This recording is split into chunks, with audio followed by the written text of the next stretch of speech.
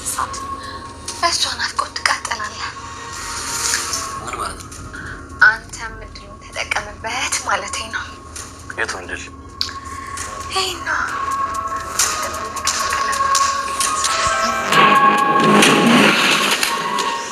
ሴትነቷን ተጠቅማ እንደሌሎቹ ወንዶች አታለላለሁ ብላ ነበር ዝናን፣ ግን አልሆነላትም። ደግ አረጋት። በቀደም ያ ፖሊስ አጣመማት፣ አሁን ደግሞ ዝና ልክ ያስገባታል። በብሩክ እንትን ብላ ጥሩ ሰርታ፣ ለነገሩ ጥሩ ያጦረ መቼ ወደፊት ጥሩ ነገር ይገጥመዋልና። ሰላም አለይኩም ወራህመቱላሂ ወበረካቱ። ድና የተከበራችሁ የቻናል ቤተሰቦች ሙስሊም ክርስቲያን ወገኖቼ ሰላማችሁ ይብዛ። በአለም ዳርቻ ያላችሁ ለቤት አዲስ የሆናችሁ ሰብስክራይብ በማድረግ የደወሏን ምልክት በመጫን ቤተሰብ ሁኑ። ነባሩ ደግሞ ላይክ ሸር ማድረጋችሁ እንዳትረሱ። የምሳሌን ድራማ ይዤላችሁ መጥቻለሁ። አብራችሁ ይቆዩ። የምሳሌ ድራማ ሲጀምር በቃ ምን ማድረግ እንዳለበት ግራ ገብቶት ሉላ ስለጠፋችው እርግጠኛ ነኝ ሞገስ ተብዬው ይዞብኝ የጠፋው እሱ ካልሆነው የትም ሀገር ማቃ መጥፋት አትችልም ብሎ አንድ ከሚያውቀው ኮማንደር ከሆነ ፖሊስ ጋር ደውሎ ያለውን ነገር እያማከረው ነበር። በገንዘብም በዛም በዚህም ደልሎ በቃ ሉላ ያለችበትን በተለይ ደግሞ ሉላ ተደዋውላ ምናልባት ከሞገስ ጋር ተደዋውላ እንደሆነ የእሱን ቁጥር አስሮ ምን እየወሩ እንደሆን ሊያስተላልፍለት አስቦ ነበር። እልቅ ጓደኝነታችን ይቅርና በቃ በስርዓት እከፍልሃለሁኝ የምልህን እያንዳንዷን ነገር አዳምጠኝና ሉላ ጠፍታብኛለች፣ ስለሷ ነገር አንዲ ነገር እንድትለኝ እፈልጋለሁ፣ በቃ እንዳልኩ እከፍልሃለሁኝ እያለ ኮማንደሩን ሲለማመጠው ለመጀመሪያ ጊዜ ነበር። ማለት ያው ሁሌም ጀግና ነኝ፣ ሁሌም ማንም አያሸንፈኝም ብሎ ነበር የሚያስበው። ከወዳ የሚያወራው የስራ ባልደረባው ማርያምን የስራ ባልደረባው ያው በገንዘቡ የገዛው ብንለው ይሻላል። እና ኮማንደሩና ፖሊሱ እንዲህ በገንዘብ መገዛት ያልፈለገው ህሊና ያለው እኔ እንደዚህ በገንዘብ የምገዛ ሰው አይደለሁም። በዛ ላይ ሚስትህ አይደለች እንዴ? በቃ ካልፈለገች ምናምን ብሎ ሲመልስለት እንደዛ ብሎ በቃ ዝና ተናዷል። አንተ እንደዚህ ምናምን ምክር አልፈልግም ብሎ በቃ እምቢ ካላልክ የራስ ጉዳይ ብሎ ጠርቅሞበታል። የቢራ ማዕስ ደርድሮ እየጠጣ ነበር። በቃ ትታኝ እንደዛ ሞገስ ጋር አደረች፣ ሞገስ ጋር በቃ እንደፈለገ እያረጋት ነው እያለ የማይሆነውን ነገር በአይነ ህሊናው እየሳለ እየተቃጠለ ነው። በመጨረሻም ማህሌት ተብዬዋን ደውሎ ቶሎ ብለሽ ነይ ስለ ሞገስ እና ስለ ሉላ የሆነ ነገር ማድረግ አለብን ብሎ አስቧል። መጣች። ምን ሆነሽ ነው የዘገየሽው? እኔን ስታይ ብሩክ ይመስልሻለሁ እንዴ? እኔ እኮ ዝና ነኝ። ይህን ያክል ደቂቃ ሰዓት ተቀምጬ መጠበቅ አለብኝ አለች። ነው በጣም ይቅርታ አድርግልኝ። ስሚ ይቅርታ እኮ የፈሪዎች ነው። ደጋግመሽ ይቅርታ አትጠይቂኝ። ስራሽን በአግባቡ ለመስራት ሞክሪ እና ምን ላድርግ? ይቅርታ አልኩ አይደል እንዴ? በዛ ላይ ያው ዘህማ ሆኖብኝ ነው ታክሲ መጠበቁ ምናምን፣ ለዛ ነው የቆየሁትኝ። ስሚ ስለዚህ ስለ ታክሲ መንገድ ስለ ቤት ምናምን ከዚህ ጉዱ ጣጣ መውጣት ከፈለግሽ አሁን ሞገስን የሆነ ነገር ማድረግ አለብን። በቃ ሞገስን ገለን ሉላን በእጄ ይዤ ሞገስ ቀብር ላይ መቆም እፈልጋለሁ። የሆነ ነገር አድርጊ እንጂ እርጅኝ እንጂ ምን ሆነሻል እያለ የጨናንቀን ነበር። በእናቱም በኩል በሞገስ ምክንያት የእናቱን ሁኔታ አድራሻን በሰጠሽ መልኩ እዛ ሂጅ አጣርቼ ወደ ሐዋሳ ወደ ሌላ ሀገር እንዳዘዋወራት ነበር። የለችም። በየት በኩል እንደማገኘው አላቅም። አንድ የማውቀው ስራ ባልደረባ ነበር። እሱም ሀቀኛ የተጫወተ በጭራሽ ሊረዳኝ አልሞከረም። በውስጥ ለውስጥ እንጨርስ ብለው ጭራሽ በህግ ጉዳይ ላይ እሷ ካልፈለገች ልፈታት ትችላለህ እያለ ሊያስፈራራኝ ሞከረ። እንዳውም በቃ ግራ ገባኝ። እንዳልኩ እጃቸውን ማግኘት አለባቸው። ሞገስም ቢሆን እንደነገርኩ በእኔም ላይ በድሎኛል። ያንን የራቁት ቪዲዮም ለቆ አዋርዶኛል። ብሩኬንም ቢሆን አጥቼዋለሁ። በቃ እኔ እረዳለሁ፣ መገደል አለበት መሞት አለበት እያለች ታጠናክረው ጀመር። እሱም በቃ የሆነ መፍትሄ አንጫ፣ እኔ እኮ መፍትሄ ነው የምፈልገው፣ መፍትሄ ነው ያጣሁት እያለ ቢላውን እየከካ ሳይከፍልላት በየራሶች ጉዳይ ሌላ ጊዜ እንደዋወላለን ብሎ ጥሎ ሲወጣ አይኗ ተንቀለቀለ። ማህሌት 5 ሳንቲም ፍርካሽ የሌላ ሴትዮ የዛን ሁላ ቢራ ዋጋ እንዴት መክፈል እንዳለባት እያሰበች አረዝና አረባ ክፈል እናውጣሽ እያለች ብትጮህም ሊሰማት አልቻለም። ጥሏት ወጥቷል። በሌላው በኩል ዳጣና ቅድስትዬ ብሩክ ቤት እየተጨዋወቱ ነው። በተለይ ቅዱስ ማነው ዳጣ ስለ በቅርቡ ከዘመዶቿ ጋር መገናኘት እንዳለባት ልፈልጋ ያደረባትን ጫር አድርጋለች። ስሚ ብሩክ ደውሎልሽ ነበር? አዎ ደውሎልኝ ነበር። ደውሎልኝ ነበር፣ በቅርብ ይመጣል። ምሳሌም እየታከመች ነው፣ ትድናለች፣ ትመጣለች። እሱ ሰው ደስ ይላል።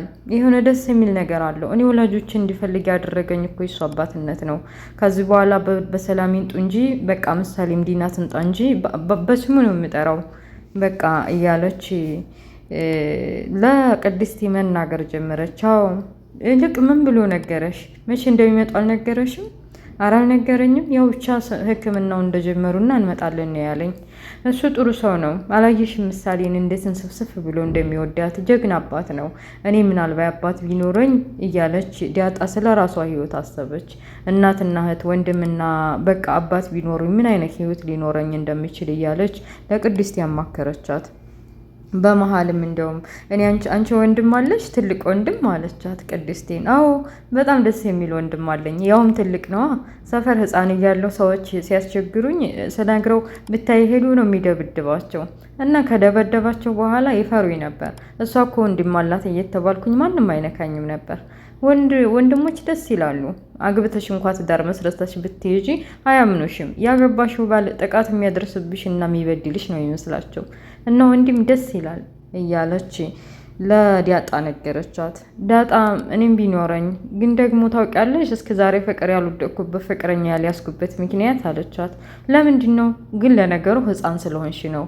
ዳጣ አንቺ እኮ ህፃን ነሽ አለቻት። ኧረ እንደሱ አይደለም፣ ለሱ አይደለም ባክሽን ምናልባት ቤተሰቦችን ስላላወቅኳቸው ወይ ወንድሜ ይሆናል ብዬ ስለማስብ ነው። አገኘሁት ወንድ ጋር በቃ እጅን ዘርግቼ ለመግባባት እየሞከርኩ እያለ ድንገት ፍልጭ ይልብኛል። ምናልባት እየተዋወቅኩትና ያፈቀርኩት ወንድሜ ቢሆንስ ብዬ እያሰብኩ ነው እንጂ ለፍቅር ሳልደርስ ቀርቼ ብሎች ነው አለች። ቅድስቴን ስትነግራት ወድባሳትና የኔ እናት በቃ ሁሉም ነገር ፈጣሪ እንደፈቀደው ይሆናል። ብቻ አንቺ ቤተሰቦችን ፍለጋ ቀጥይበት፣ ደግሞ ይገኛሉ እያሉ በሳቸው መጫወት ጀመሩ። በዛ ላይ ሙያ መቼ ነው የምታስተምሪኝ? ሙያ እኮ እናት ናት የምታስተምረው።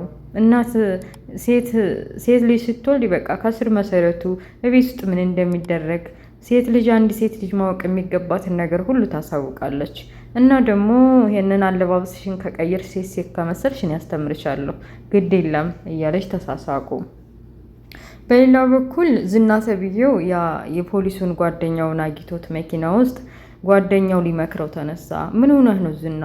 በጣም እንደምትወዳትና እንደምታፈቅራት ታውቃለሁ፣ ግን ደግሞ እሷ ካልፈለገች ለምን ታስገድዳታለህ? አንዳንድ ነገሮች እኮ በፍቅር ነው እንጂ በግዴታ የሚፈቱ ነገሮች አይሆኑም እያለ ሊመክረው ሲል በል እኔ እንደዚህ አይነት ምክር ምናምን አይመቸኝም። አሁን የነገርኩህን እያንዳንዱን ነገር አስተካክልልኝ ነው የምልህ፣ እባክህ ልለምንህ እያለ ሰውየውን መለመን ጀመረ። ሉላም በመጀመሪያ ስልክ ቁጥሯን ሰጥህና ታስተሳስረዋለህ። ከዛ እርግጠኛ ነኝ ከሞገስ ጋር ትደዋወላለች። ከተደዋወሉ በኋላ ምን እንደሚያወሩ በውስጥ ለውስጥ ፖሊሶች የሚይዙበት አለ አይደለ? በሱ እንዲታሰማኝ ነው የምፈልገው እና አድራሻዋን በሎኬሽን ምክንያት በዛ እንዲናውቅ ብዬ ነው። እንዴት ረዳኝ እፈልጋለሁ እያለ ተማጸኑ። ፖሊሱም እኔ እኮ ነግሬያለሁ በቃ አሁን ያለንበት ዘመን እኮ በቃ መብት የሚባል ነገር አለ።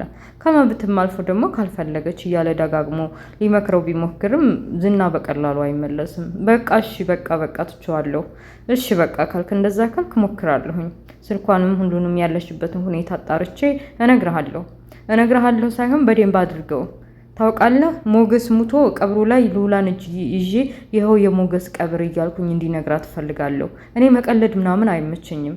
ኮስተር አለና አስጠነቀቀው። ልጁም ቀልድ እንዳልሆነ ገባውና እሺ ደግ በቃ ብሎ ከመኪናው ወረደ። በሌላ በኩል በቃ ማህሌትና ሩታ ተብያዋ ስለ ራሳቸው ላይፍ እያወሩ ነው። በተለይ ደግሞ ማህሌት ተብያዋ ተስፋ የቆረጠች ትመስላለች። እንደዛ ብሩኬ ጋር ሁና ተጋብታ ያለች ንግስት ሁና ደስተኛና ሁና በቃ እየተፍለቀለቀ መኖሯን አስታወሰችና አሁን ላይ ያለው ላይፍ በቃ ብስቁልቁል ያለ ነው። ምንም አይነት ተስፋ የሌለው አንድም የተጨበጠ ነገር ያልያዝኩበት አድሮ ዝቅ እንጂ ከፍታን ምንም ነገር አላየሁበትም። በተለይ ደግሞ ከብሩክ ቤት ከወጣሁ በኋላ ከብሩክ ጋር ከተፋታሁ በኋላ በቃ ግራ ገብቶኛል።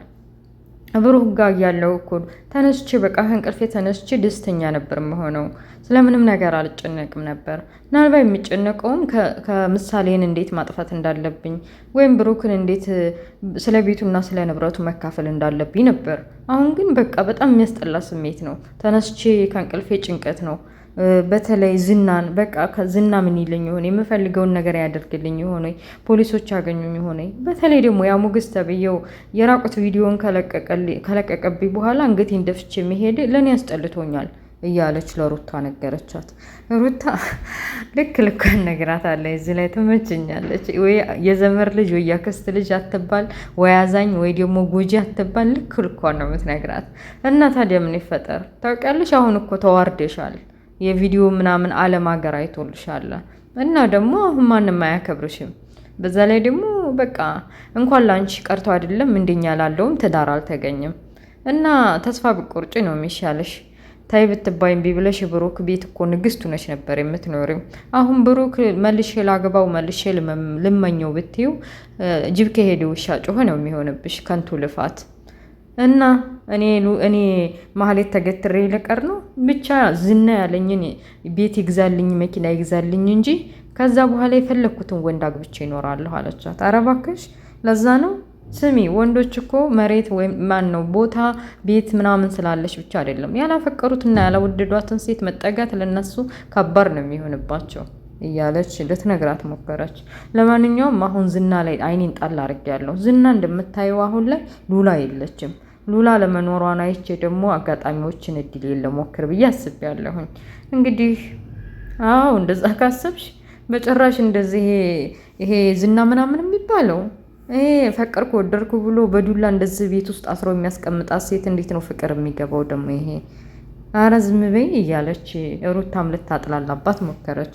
ለማንኛውም ምንም አልልሽም፣ እድልሽ ያውጣሽ፣ ሞክሪ፣ እድልሽን ሞክሪ ነው የምልሽ፣ መልካም ይሁንልሽ ብላታለች። በሌላ በኩል ሞገስ እና ሉላ ስለ ራሳቸው ላይፍ እያወሩ ነው። ሞገስ አሁን ነፍሰ ጡር ሆነሽ ምን ቢያምርሽ ምንም ያምርሽ ይመስልሻል ብሎ እያጫውታን ነበር። እንዴ ስለ ማርገዝ ምን አመጣ ደግሞ? ለማንኛውም እናቴ ነፍሰ ጡር እያለች አፈር ያምራት ነበር እያለች አፈር ምን ያክል ነፍሰ ጡሮች እንደሚወዱና እንደሚያምራቸው ነገረችው። ቢያምረኝም ሲጀምር አዲስ አበባ ከየትኛው ማሳ አፈር ልታመጣልኝ ነው እያለች ልትቀልደው ሞከረች። እሱም ኧረ እባክሽ ደግሞ ላንቺ እንኳን አይደለም አፈር ሌላም ነገር አመጣለሁ። ለምን የአዲስ አበባን አስፋልት አሳርሻ አይሆንም? ከየትም ብዬ አመጣልሻለሁ። ይልቅ ሀቂቃ እውነት እንነጋገር ከተባባል ምንድነው ያማረሽ አላት። እዛ ስና ቤት ታጉሬ ስለምኖር 24 ሰዓት ቤት ውስጥ ነው የምኖረው። በቃ ፀሐይዋ ናፍቃኛለች። ፀሐይ እቺ ከሰማይ የምትወጣው አላት። አዎ እሷ በጣም ናፍቃኛለች። በቃ ፀሐይ ብልጭ ብሎ ውስጡ ምን እንደሚመስል አላውቀውም። ደግሞ በቀደም የሆነ ነገር አማራይ ብዬ እንደወጣን ችግር እንዲፈጥርብህ አልፈልግም። እንደዛ እያሉ ስበሳቸው እየተጫወቱ ነው። ወረቀትም ላይ ጽፈው ደስ የሚል ጨዋታ ጀምረው በቃ ደስ የሚል ምሽት አሳልፈዋል። በሌላ በኩል ሉላ ተብዬዋ ከዝና ቤት ሄዳለች። ዝናን ቁጭ አድርጋ ምናልባት እስቲ አይኑ ገለጥ ብሎ ቢያይ ብላ ሴትነቷን ተጠቅማ ልታታልለው ነበር። ስለ አባቱ ጠይቀችው። አባቱ ምን ያክል እንደሚወደውና ለሱ ሲል የቱንም ያክል ዋጋ እንደሚከፍል እና ደግሞ በዛው አጋጣሚ ፍቅር የሚባለውን እንደማያውቀው አባቱ እየቀጠቀጠ በቃ በዱላ በበርበሬ እያጠነ እንዳሳደገው ጨካኝና ክፉ እንዲሆን ያደረገውም አባቱ እንደሆነ እየነገራት ነበረ። በመጨረሻም በቃ በዛ አይነት ፍቅረኛ የሚባል የለህማ እያለች እኔ ፍቅርን የማውቀው በሉላ ነው። በቃ ከሞገስ ጋር ስትሄዳየኋት ደስ አለችኝ። ከዛ ከሞገስ ቀምቼ በእጅ አስገባኋት። በቃ ይሆነው እያለች ሉላ ሁላ የለችም። ፊት ለፊትህ ያለውን እያየህ ብትጠቀምበት ይሻላል እያለ የራሷን ለማማለል እየሞከረች ነው። እሱ ግን አሁንም ቅድምም ስለ ሉላ ነው የሚያስበው። እና ምን ለማለት ፈልገሽ ነው? አልገባኝም ማለት አልገባኝም ማለት ያውን ያለው ለማለት ነው አለችው። አነስቶ ቦግ ብሎ ያ ጥሩና ደህና ስለ ራሱ ፍቅርና ስለ እናትና ስለ አባቱ ሲያወራላት የነበረው በቅጽበት ወደ አውሬነት ተቀይሮ ሄዶ በጥፊ ያጋይቷታል። ዴግ አረጋት። ሁሉም ወንድ አንድ አይነት መስሏት ነው ይቺ ዝንጉርጉር ማለት ነው። እና ወደ ቤተሰቦች እዚህ ላይ ያበቃል ድራማው። ስለነበረ ቆይታ ከልብ አመሰግናለሁ። በሌላ ፓርት እስከምንገናኝ መልካም ሁሉ መኝላችኋለሁ። ባይ ባይ። ሰብስክራይብ፣ ላይክ፣ ሼር ማድረጋችሁ እንዳትረሱ። ባይ